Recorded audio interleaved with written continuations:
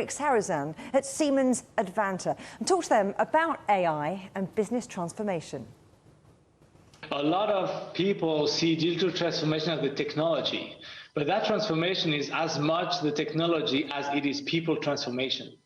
And the way to make it real is to make sure that you engage the people around the technology to make sure from the beginning they are bought in the concept, number one, but also train and can properly use the tool that really get that transformation to the finish line. But Peter, sometimes I'm sure that you've had clients who've spent the money, who've implemented it, you've had these conversations at the top. How do you then make it work? How do you make it efficient? The tough part about digitalization is you have to put all the groundwork into it. It's a major investment, right? You have to digitalize the analog assets into the digital one. And many companies are actually shying away. Once they've done that, however, they very easily can put together a lot of different data sets in order to create additional value. We've done that in many industries, for example, like in trains and buildings and factories, and it really comes through. But that initial invest is really the critical hurdle. And as Emmerich said, at the very end, it's the key is bringing people together.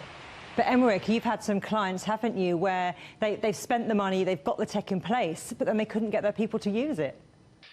We had a client that digitalized completely the way that order gets to the factory directly. And they have a person at the head of the factory that believed that the AI was not better than his experience in order to deliver the order to this or that manufacturing line. So what we had to do is work together and understanding how that person, what is the value of that person, that experience is extremely high in value and is not replacing, or the AI is not replacing that person, but enhancing that person, yeah? Peter, talk about how cities can embrace IoT and how IoT can really help them thrive. I can tell you that today, from a technology perspective, and we have this like a mobility operating system that we develop for cities.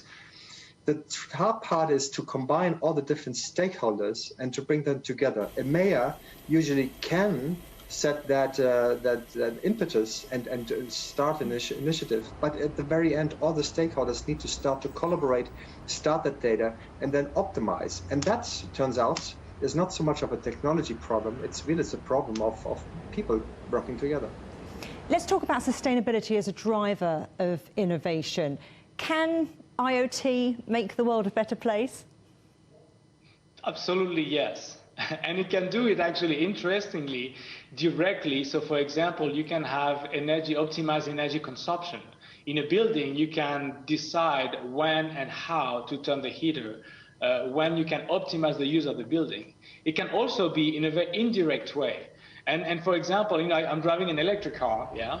And you need, in order to be efficient in driving, you need to have the infrastructure. So if I go 1,000 kilometers away, I need to understand where the infrastructure is the charger free. I can actually stop there. And this is through IoT. So this is the indirect way where IoT now is an enabler of all these different and much more sustainable way to live and thus to change the world for sure. Well, also changing the world is, of course, the COVID-19 pandemic, pushing forward cryptocurrency-related trends. I spoke to serial investor and former White House Communications Director, Anthony Scaramucci, about how the pandemic has changed the way he invests. Well, let me just point out that I'm a skeptic of most things. And so when I returned to my organization after my White